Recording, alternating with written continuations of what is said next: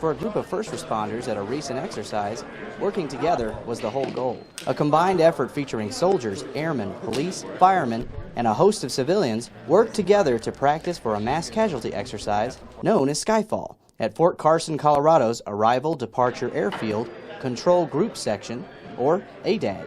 Special effects help make the casualties' wounds appear more realistic. Well, actually, we're setting up, getting ready for the moulage for this incident. The big boxes contains prosthetics, prosthesis, blood, a little bit of guts, some fake blood, fake guts and stuff that we're going to be applying to like some of the soldiers and actors that'll be in today's event. Immersing the first responders in the training and getting them to take the scenario seriously is fundamental. Sometimes when we've done this in the past, if you don't have the realism, you can get complacent about how you approach the scene. You want to make it as real as possible so that they'll practice what they play. The Skyfall exercise encompasses many components of one main simulated incident. While crews battle a simulated plane crash, others prepare for a task of attending to the wounded. Acting out to help rescuers know what to do is drilled into the volunteers. This is just letting us know how we're supposed to act and react when the responders come up to us. If we're going to be alert or oriented or dizzy and don't know what's going on, I'm alert. Working with multiple organizations in a combined effort has advantages. Actually, working together is awesome because, the scope of this exercise, there's a huge chance that we actually would be working with the Army and the firefighters, their civilian counterparts. It does help us to know what their capabilities are, and then they can learn what the Air Force brings to the table if we have a mass casualty or an accident. Certain life lessons brought to the training help teach the whole group. It feels like, hey, all these things that we learned downrange, now we're bringing it back home.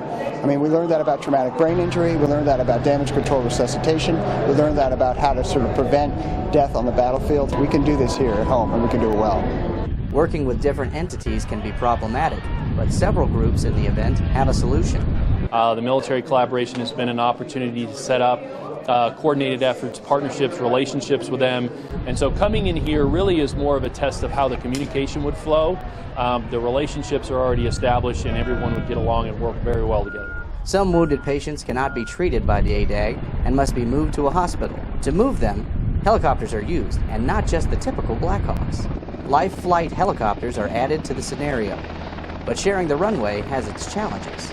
We planned for this for about 3 months. We did all sorts of air medical planning, and since we're in a controlled area here, it's easier. ATC controls us, but if we weren't in a controlled area, we'd definitely have to be visual separation. We'd have to make sure that we knew where everyone was, that we could talk air to air to everybody and make sure that we're safe. Several observers watched the Skyfall exercise and reflect on previous cooperative attempts to help the city.